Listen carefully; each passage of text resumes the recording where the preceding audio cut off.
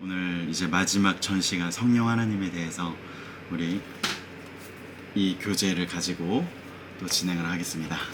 여기 있는 중요한 질문을 몇 가지만 다루면서 진행을 할게요. 먼저 2번 질문입니다. 성령 받았습니까? 라는 질문을 들어보셨습니까? 어떤 이들은 성령 세례가 구원의 필수 요소처럼 이야기합니다. 각자 이야기하는 성령 세례에 대해 나누어 봅시다.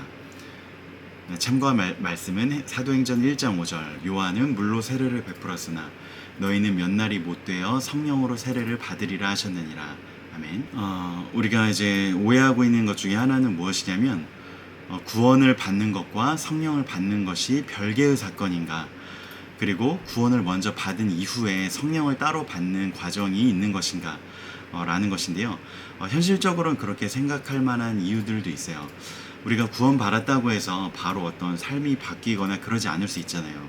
내가 교회를 다닌 지 어느 정도 됐는데 어떤 수련회, 어떤 기도회, 어떤 집회 때 특별히 이제 더 은혜를 받고 그때부터 내 삶이 변하기 시작했다 라고 해서 이제 그 순간을 이제 나중에 성령을 받았다라는 것처럼 표현을 하는 거죠. 이것은 경험적인 측면에서는 그럴 수 있습니다.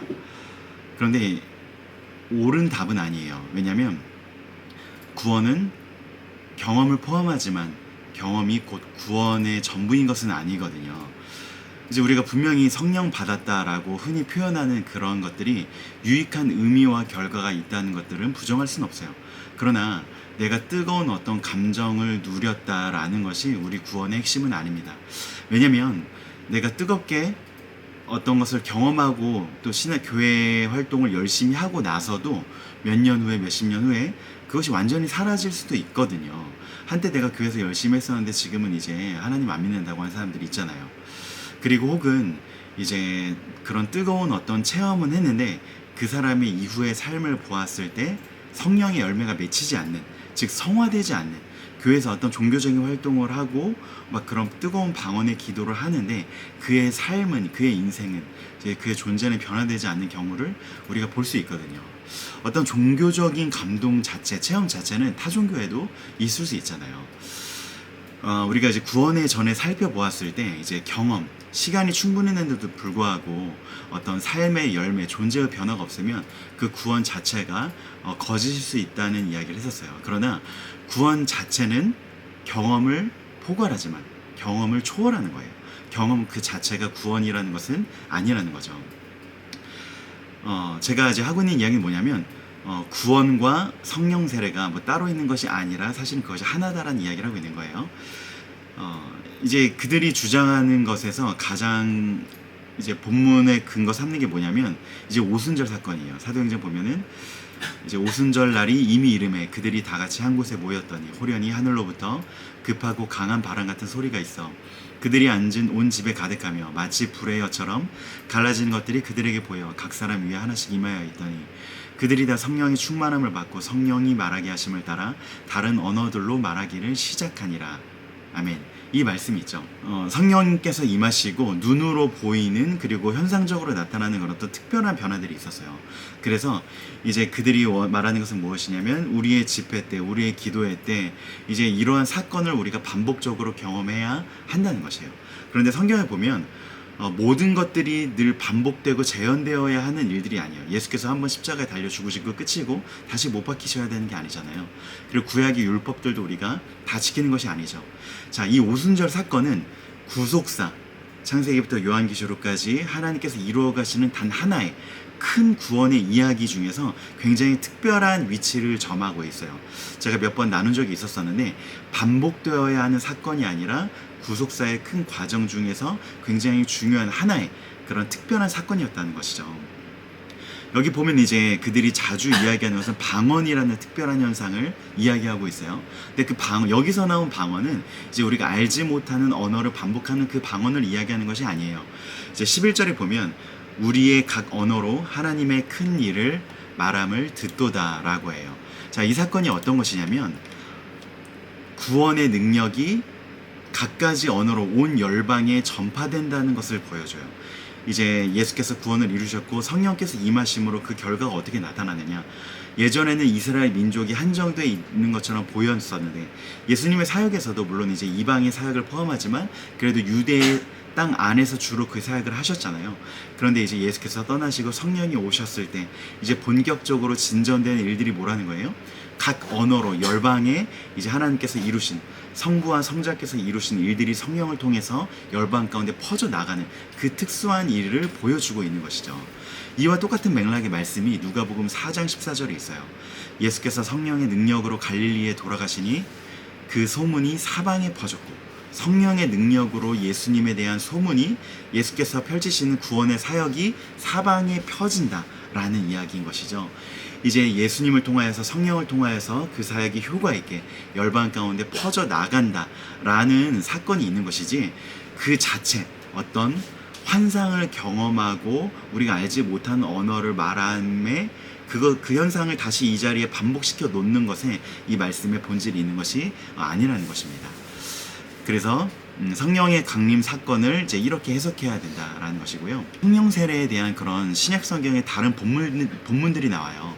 복음서와 사도행전에 나타난 성령 세례와 고린도전서에 나타난 성령 세례가 어떻게 다른지 각 성경 구절과 그림을 통해 확인해 보세요 라고 6번 문제였어요. 이제 1번을 보시면 고린도전서 12장 13절에 있는 말씀이 나옵니다. 어떤 말씀이냐면 우리가 유대인이나 헬라인이나 종이나 자유인이나 다 한 성령으로 세례를 받아 한 몸이 되었고 또 다 한 성령을 마시게 하셨느니라 라고 하고 있어요.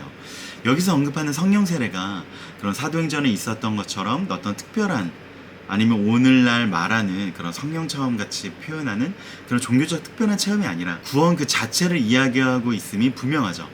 또한 성령으로 세례를 받은 성령을 마신 결과가 뭐예요? 한 몸이 되었다는 거예요. 하나의 같은 것을 마셨다는 동질성에 강조점을 두고 있습니다. 여기서 구원이란 성령 세례를 받는 것이란 한 몸이 되는 것이죠.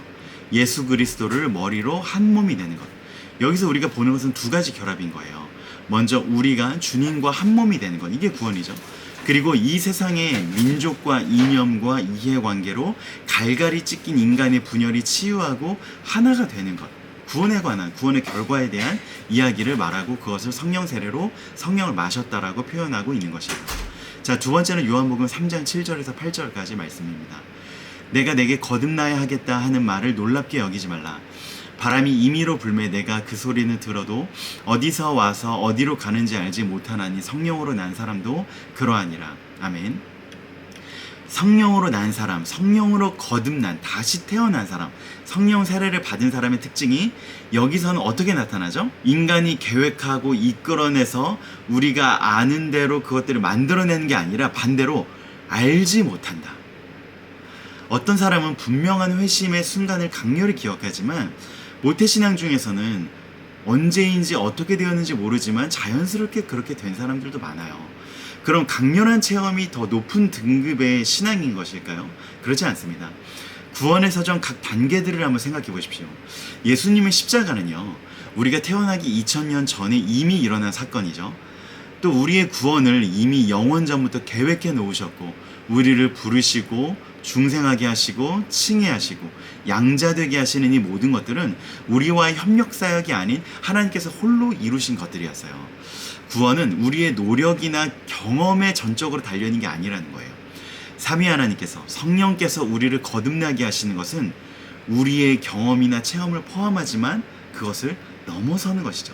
성령께서 하시는 일이 바람이 어디서 와서 어디로 부는지 알지 못하는 것처럼 그분의 이루시는 구원의 시작과 과정과 끝을 우리가 다 알 수 없는 것이죠. 자, 오순절 개통과의 성령 이해의 차이가 무엇이냐면 그들은 구원과 성령 받음, 성령 세례를 나눠서 이야기한다고 했죠.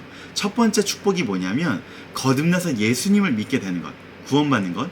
그리고 제2 축복이 성령 세례, 특별한 경험과 눈에 띄는 삶과 존재 변화들이 나타난다 하는 것인데 그것은 아까 제가 말씀드린 사도행전의 사건에서도 그렇고 성경 나머지 어디를 보아도 제1 축복과 제2 축복이 나뉘어진다. 처음 받는 구원과 또 나중에 성령으로 세례를 받는 것이 나눠져 있다 라고 말할 성경의 근거가 너무 빈약해서 없다는 거예요. 또 이것을 극단적으로 더 위험하게 나가는 것은 무엇이냐면, 그래서 제2축복인 성령 세례를 받지 못하면 구원받지 못한다, 방언을 하지 못하면 구원받지 못한다, 이제 뜨거운 어떤 강렬한 체험이 없으면 구원받지 못한 것이다 라고 말하는 사람들이 있는데, 이런 사람들은 뭐 거의 이단이라고까지 말할 수가 있는 것이죠. 구원에 관해서 예수 그리스도께서 이루신 그것을 근거로 삼지 아니하고 어떤 방언, 특별한 강렬한 체험에 두고 있다면 구원론을 흔드는 것이 되어버리니까요.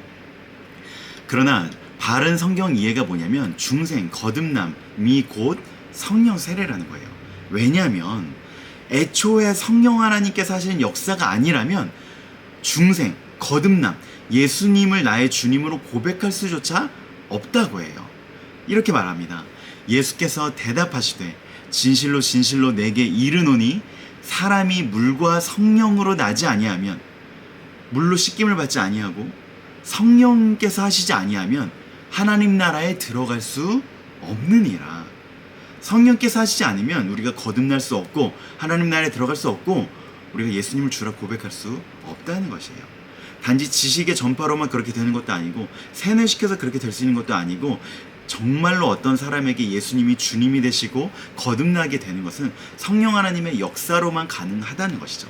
첫 번째 이 구원으로부터 성령 하나님이 아니시면 일어날 수가 없는 것이에요. 하지만 이런 성령 세례에 대한 잘못된 견해를 가지고 있다 하여서 이단은 아니기 때문에 적대시할 필요는 없습니다.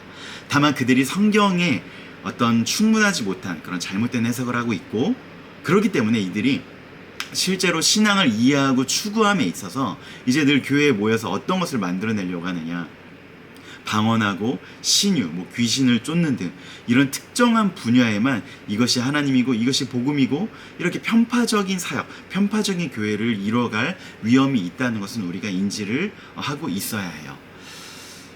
자, 3번 질문을 이번에 보겠습니다. 예수님은 하나님께서 자신의 이름으로 보혜사를 보내실 것이라고 말씀하셨습니다. 보혜사의 의미는 무엇일까요? 보혜사에 대한 이해도 굉장히 중요합니다. 왜냐하면 성령 하나님이 누구시냐라고 할 때 보혜사라고 표현하는 것이 많기 때문인데요. 어떤 이단들은 우리의 교주가 보혜사다, 이런 식으로 표현을 하는 경우가 있거든요. 자, 먼저 참조 말씀은 요한복음 14장 26절입니다.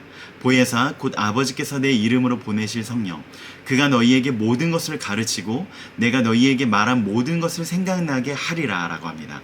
보혜사라는 단어는 헬라어로 파라클레이토스라는 단어인데, 이것은 굉장히 포괄적인 단어예요. 문맥에 따라서 폭넓은 의미로 사용이 됩니다. 요한복음에도 이 파라클레이토스라는 똑같은 단어를 한글로 혹은 영어로 번역할 때 여러 가지로 번역이 되는데, 조력자, 대언자, 위로자, 상담자 등으로 이 똑같은 단어를 여러 가지로 번역하고 있어요. 문맥에 따라서요. 보혜사는 대체로 그리고 성령을 가리키지만, 이제 요한일서 2장 1절 같은 곳에서는 예수님을 가리키고 있습니다. 우리에게 대언자가 있으니 곧 의로우신 예수 그리스도시라. 여기서 말하는 대언자가 파라클레이토스 보혜사거든요. 보혜사라는 의미의 조력자, 대언자, 위로자, 상담자, 이 역할을 사실 누가 하는 거예요? 하나님께서 하신 일이에요. 하나님께서 우리를 도우시고 예수께서 우리를 위해서 대언해 주시고 그리고 우리를 위로하시고 우리의 인생을 상담하시는 분, 이 모든 것들은 성부께서 하셨고 성자께서 하셨듯 성령 하나님께서도 동일한 일들을 하신다는 것이죠. 자, 여기서 이제 우리가 중요한 것은 무엇이냐면, 성령은 이시 아니라 히예요. 성령은 객체나 어떤 비인격적인 능력이 아니라는 거예요. 성령은 그것이 아니라 그분이라는 것입니다. 성령 하나님은 우리처럼 생각하기도 하시고 느끼기도 하시고 행동하시기도 하는 인격자이십니다. 성령은 우리처럼 지정의를 소유하시고 우리와 교제하시는 인격자 하나님이십니다. 그래서 예수님은 이런 이해되지 않는 말씀을 하세요. 내가 너희와 함께 있는 것보다 내가 너희를 떠나가는 것이 너희에게 더 좋다. 어떻게 그럴 수가 있을까요? 왜냐하면 예수님께서 승천하시고 나서 이제 우리가 버려진 것이 아니라 하나님께서 성령을 우리에게, 각 교회에게, 모든 사람에게 보내주시기 때문에 그런 거죠. 그러면 예수께서 지금도 우리와 함께 하실까요? 그렇지 않을까요? 함께 하신다가 정답입니다. 그러나 육체로가 아니라 이제는 성령께서 각 교회인 사람들, 성전인 우리 한 사람 한 사람한테 내주하시기 때문에 성령을 통해 예수께서 교회인 각 사람 안에 공동체인 이 교회 안에 함께 하고 계십니다. 4번을 보면 예수님은 하나님께 구하여 다른 보혜사를 주시겠다고 약속하셨습니다. 다른 보혜사가 의미하는 것은 무엇일까요? 요한복음 14장 16절, 방금 말씀드렸던 내용인데요. 내가 아버지께 구하겠으니 그가 또 다른 보혜사를 주사 영원토록 너희와 함께 있게 하리니. 또 다른 보혜사라고 하죠. 그럼 그냥 보혜사는 누구라는 거예요? 예수께서 자신을 가리켜 하시는 말씀이에요. 아까 말씀드린 것처럼 삼위 하나님께서 하시는 그 역할을 예수께서 스스로도 보혜사라고 예수께서도 스스로를 보혜사로 표현하셨고요. 성부께서 성자께서 하시는 일을 이제 또 다른 보혜사인 성령께서 오셔서 같은 일을 하신다는 것이죠. 요한일서 2장 1절 이런 말씀이에요. 누가 죄를 범하여도 아버지 앞에서 우리에게 대언자가 있으니 곧 의로우신 예수 그리스도시라. 예수께서 보혜사로 대언하시는 일을 성령께서도 계속 하신다. 여기서 어떤 두 가지 사실을 볼 수가 있죠. 삼위 하나님의 같은 역할, 연속성에 대하여서요. 성부께서 하시는 일을 성자께서 하시고 성자께서 하시는 일을 성령께서 하시고 그러면서도 한 분이시면서도 이 보혜사가 있고 다른 보혜사가 있으니 서로 구분되는 분리되는 분이라는 것이죠. 예수님께서 제자들과 3년 동안 같이 지내셨죠.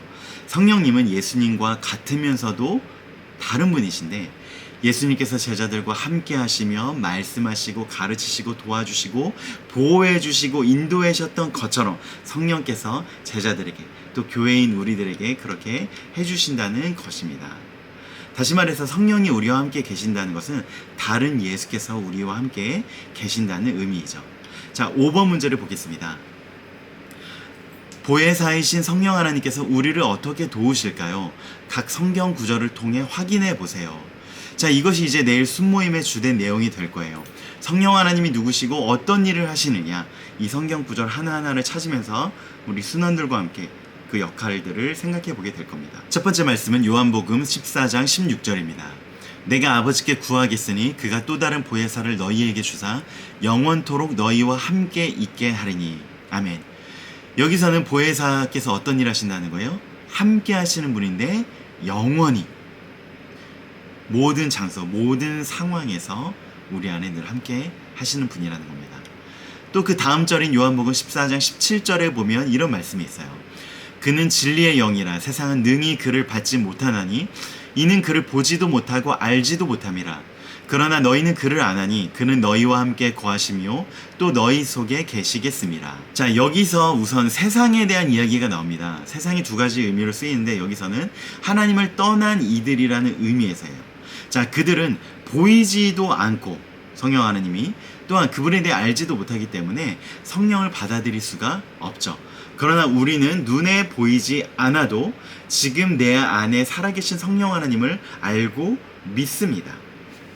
그분은 어떤 분이라고 여기서 고백되어지죠? 진리의 영, 성부 성자 하나님께서 계시하신 진리를 각 사람에게 알게 하시는 분이십니다.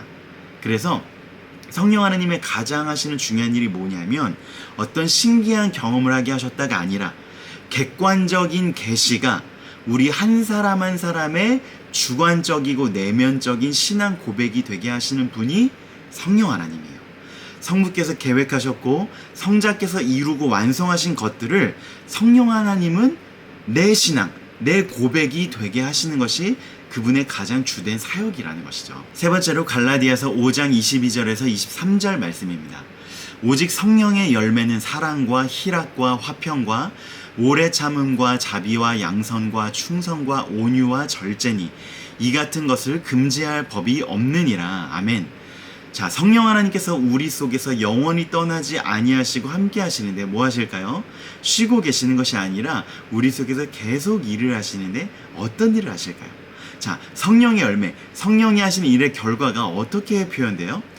이빨이 금이빨이 되고 목사가 손을 얹으면 뒤로 넘어지고 막 신기한 현상을 경험하고 막 그런 부류가 아니라 인격적인 측면들, 존재의 근본적인 변화, 우리의 변화된 존재가 어떠한 존재가 되냐? 사랑하는 존재, 기뻐하는 존재, 화평하는 존재, 오래 참는 존재. 이 성품들은 하나님과 예수님의 성품들이에요. 우리가 하나님의 형상이라는, 하나님 아버지와 닮은 그분의 딸로서, 아들들의 의미로서의 인격적인 측면들이 성령이 하시는 역사의 결과라고 말하고 있어요. 망가진 우리를 다시 아들답게, 딸답게, 예수님처럼, 하나님처럼 그런 존재가 되게 하시는 것이 곧 성령 하나님께서 역사하시고 일하시는 결과라는 것이죠. 그래서 성령께서 하시는 일의 결과가 뭐예요? 작은 예수가 되는 것. 우리가 하나님께서 본래 의도하셨던, 창조하시고 보시면서 너무 좋았다라고 하는 그런 완성품이 우리가 될 거라는 거죠. 나는 아직까지 환상을 본 적이 없어. 나는 아직까지 뒤로 넘어가 본 적이 없어. 나는 아직까지 황홀경을 경험해보지 못했어. 나한테는 성령의 역사가 없나 봐. 아닙니다. 하나님을 떠난 존재인 우리가, 하나님과 닮지 않았던 존재인 우리가 이런 성령의 열매를 맺는, 주님과 닮은 존재가 되는 이것이 성령께서 우리 안에 살아계시고 역사하신다는 가장 큰 증거라는 거예요. 자, 7번입니다. 성령 하나님은 우리와 늘 함께 하시며 우리의 연약함을 도우시는 분이십니다. 이때 성령 하나님은 통상적으로 일하시며 비상적으로도 일하십니다. 말이 어렵죠? 아래 그림을 통해 성령 하나님의 통상 충만과 비상 충만이 무엇인지 생각해 보세요. 자, 우리가 위에서 살펴본 것처럼 성령 하나님이 영원히 우리와 함께 계신다고 해요. 고아처럼 우리를 버려두시는 타이밍이 한시도 없고 영원토록 늘 함께 하신다고 합니다. 그 말은 우리가 그분을 잊고 있어도, 마치 하나님이 없는 것처럼 우리가 그분과의 손을 놓고 있어도 성령께서는 우리를 잊지 않으시고 우리의 손을 놓지 않으신다는 거예요. 우리 안에서 우리가 그분 없는 것처럼 마음대로 살아갈 때 그분은 어떻게 하실까요? 우리의 죄로 인해서 그분은 불편해하시고 탄식하시고 근심하시죠. 에베소서 4장 30절, 하나님의 성령을 근심하게 하지 말라. 우리 안에 계시는데 우리가 그분을 없는 존재인 것처럼 무시하고 왕따시키면 그분은 불편하시고 슬프시다는 거예요. 자, 이렇게 통상 충만이라는 것은 성령께서 우리 안에 오시고 이제 우리를 떠날 수 없기 때문에 마치 은은한 보습일처럼, 우리가 성령이 계신지 알지도 못하는데 비를 맞는지도 모르는데 우리가 젖어 있다는 거예요. 우리 속에서 그분이 쉬지 않고 계속해서 우리를 빚어가시는 작은 예수처럼 그 일을 계속해서 이루어 가신다는 것입니다. 그래서 점차 우리가 작은 예수가 되어가고 성화되어져 가고 죄와 조금씩 더 잘 싸워가게 되고 애초에 우리가 죄가 아니라 선한 것을 더 사모하게 되는, 이제 그런 통상의 충만이 있다면, 비상 충만은 뭐냐면 우리가 흔히 수련회로 생각하기 쉬운, 인생에 잊을 수 없는 특별하게 하나님을 경험하는 그런 순간이 있기도 하다는 거예요. 교회 역사를 돌아볼 때도 몇 차례 정말 시대적인 큰 회개와 많은 사람들이 회심하는 특별한 사건들이 있습니다. 우리나라에도 1907년 평양 대부흥 운동이라는 수많은 사람들이 그리스도인이 되고 회개하였던 사건들이 있었죠. 이런 성령의 특별한 비상 충만은 여러 가지 형태로 나타날 수 있어요.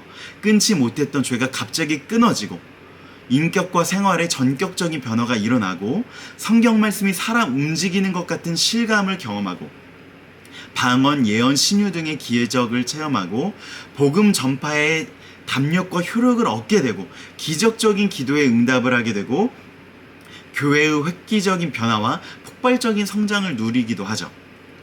우리는 이런 비상 충만, 성령의 특별한 충만을 사모해야 합니다. 모든 예배와 집회가, 모든 청년부의 모임과 예배가 그러하기를 추구해야만 해요.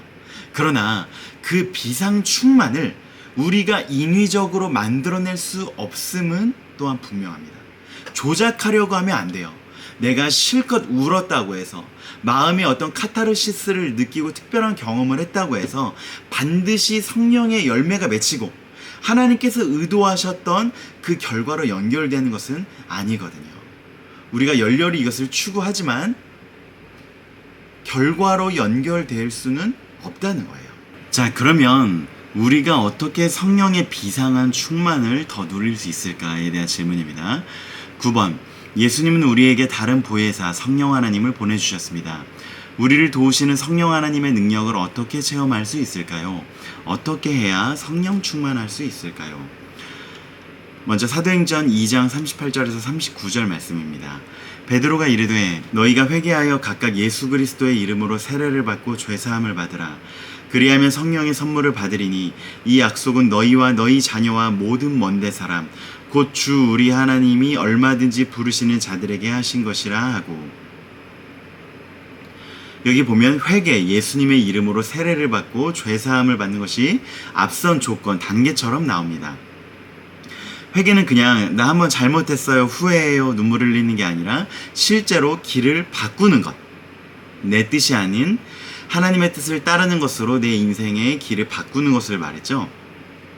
세례도 마찬가지입니다. 무엇입니까? 첫 번째로는 더러운 죄를 씻김 받는 것, 그리고 두 번째는 새롭게 태어나는 것, 내 원대로가 아니라 아버지의 뜻을 따르는 그런 존재로 새롭게 태어나는 것이죠. 죄사함 받는 것, 다 연결되어 있습니다. 세례, 거듭남, 회개, 죄사함, 성령 받음, 이것이 서로 분리된 것이 아니라 통합적인 하나의 구원에 대한 여러 측면들이라고 말할 수가 있겠죠. 여기서는 회개, 죄사함, 씻김의 측면에서 주로 이야기를 하고 있습니다. 두 번째는 사도행전 5장 32절입니다. 우리는 이 일의 증인이요 하나님이 자기에게 순종하는 사람들에게 주신 성령도 그러하니라 하더라. 여기서는 순종이 나와 있습니다. 내 뜻이 아닌 하나님의 뜻을 따르는 것을 우리가 순종이라 하죠. 회개도 그런 뜻이었죠. 거듭남도 불순종하는 존재에서 즐거이 자발적으로 순종하는 새로운 존재가 되는 것이 거듭남 구원이죠. 세 번째로 누가복음 11장 13절입니다. 너희가 악할지라도 좋은 것을 자식에게 줄 알거든 하물며 너희 하늘 아버지께서 구하는 자에게 성령을 주시지 않겠느냐 하시더라. 부모가 자녀에게 좋은 것을 주듯 하나님께서도 우리에게 가장 좋은 것을 주시는데, 가장 좋은 선물이 뭘까요? 하나님 자신을 우리에게 주시는 거예요. 예수 그리스도를 통해서 모두 주셨죠. 또 성령을 통해서 자기 자신을 우리에게 주시죠. 가장 좋은 최고의 선물인 성령을 우리에게 주신다는 거예요. 여기서 강조점 중 하나는 구하는 자에게, 내가 원하지도 않았는데 갑자기 귀신 들린 것처럼 그런 게 아니라 하나님은 인격적인 분이시잖아요. 우리가 원하고 바라고 구하게 하신다는 거죠. 악한 것이 아니라 정말 선하고 좋은 것을 우리가 자발적으로 원하고 구하게 하신다는 거예요. 그렇게 성령을 구하는 자에게 더 은혜를, 또 성령의 비상적 충만함을 주신다는 것이죠.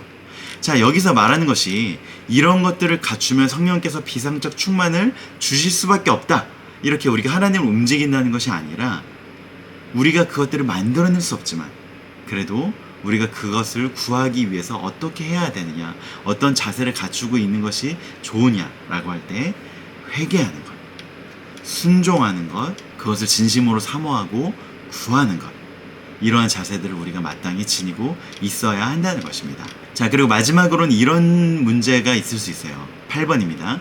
오늘날 성령 하나님으로부터 소위 직통계시를 받는다는 사람들이 있습니다. 하나님께서, 성령께서 이렇게 말씀하셨다 라며 하나님으로부터의 직접적인 계시를 주장합니다. 이를 어떻게 받아들여야 할까요? 참조 말씀은 요한복음 16장 13절입니다.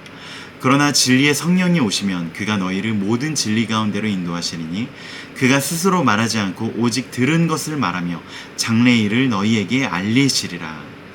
물론 하나님은 지금도 우리에게 역사하시고 말씀하실 수 있죠.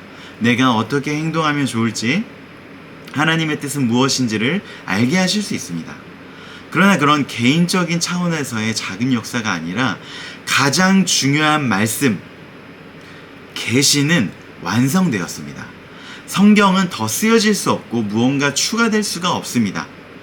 이미 그리스도의 사역으로 완성되었고 이제 마지막 재림만을 우리가 기다리고 있는 상황입니다. 그러므로 성령께서 환상이나 직접적인 계시로 성경에 있는 구속사와 똑같은 맥락과 그런 똑같은 중요성으로 이제 성령께서 우리 개인의 운명을 점지해 주신다거나, 아니면 막 그런 가짜 선지자들이 가끔 이렇게 한국에도 와요. 외국인들인데 뭐 대한민국의 뭐 죄를 회개하라, 언제 전쟁이 날 것이다, 회개하지 않으면, 막 이런 류는 거짓이라고 여러분 보셔도 돼요. 의도적으로 막 거짓말을 나쁜 마음으로 한다기보다는 종교적인 자기 확신으로 이렇게 착각을 하는 것이죠. 그리고 애초에 성경이 어떤 것이고 하나님의 역사가 무엇인지 이 진리에 대한 몰 이해 때문에 그런 말을 함부로 할 수가 있는 것이죠. 그러나 우리가 읽은 말씀에서 성령이 어떤 분이라고 해요?